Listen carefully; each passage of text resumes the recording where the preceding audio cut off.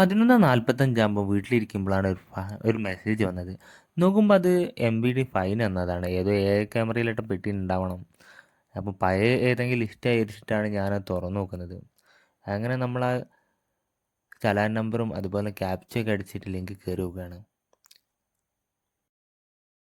Fine ഒന്ന് zoom ചെയ്ത് നോക്കുമ്പോഴാണ് വണ്ടി എൻ്റേതുപോലെ തന്നെ ഉണ്ട്, പക്ഷേ ഒരു മിററില്ല. അതുപോലെ തന്നെ ബാക്കിലുള്ളവന് ഹെൽമെറ്റ് കിട്ടിയില്ല, വണ്ടി നമ്പർ ക്ലിയറും അല്ല.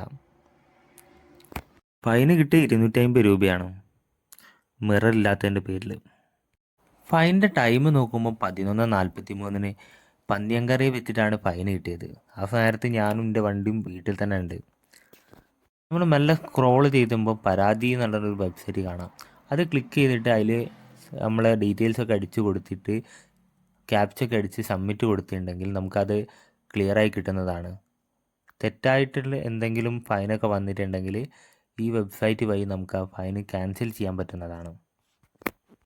അല്ലാതെ നമ്മൾ എന്ത് ചെയ്യണമെന്ന് വെച്ചാൽ ഏത് ഏരിയയിൽ നിന്നാണ് ഫൈൻ വന്നത് ആ ഏരിയയിൽ പോയിട്ട് അവിടേക്ക് ഒരു റിക്വസ്റ്റ് കൊടുക്കണം. എനിക്ക് പന്ന്യങ്കരയിൽ നിന്നാണ് ഫൈൻ വന്നത്, അത് ഞാനായിട്ട് ബന്ധമില്ല. അതുപോലെ തന്നെ അത് ഞാൻ പന്ന്യങ്കരയിലെ പോലീസ് സ്റ്റേഷനിൽ പോയിട്ട് അവർക്ക് റിക്വസ്റ്റ് കൊടുത്തിട്ടുണ്ടെങ്കിൽ മാത്രമേ എനിക്ക് എന്ത് ചെയ്യാൻ പറ്റുള്ളൂ, ഇത് ക്യാൻസൽ ചെയ്യാൻ പറ്റുള്ളൂ. ഇതിൻ്റെ ഒന്നും ആവശ്യമില്ല. ഈ വെബ്സൈറ്റിൽ കയറുക, അതുപോലെ തന്നെ റിക്വസ്റ്റ് കൊടുക്കുക. എന്നിട്ട് ഇത് സബ്മിറ്റ് കൊടുത്തു കഴിഞ്ഞിട്ടുണ്ടെങ്കിൽ ഒരു ടിക്കറ്റ് നമ്പർ കിട്ടും. ഇത് വെച്ചിട്ട് നമുക്ക് ട്രാക്ക് ചെയ്യാൻ പറ്റും എന്താണ് അവസ്ഥ നിലവിലുള്ളതെന്നുള്ളത്.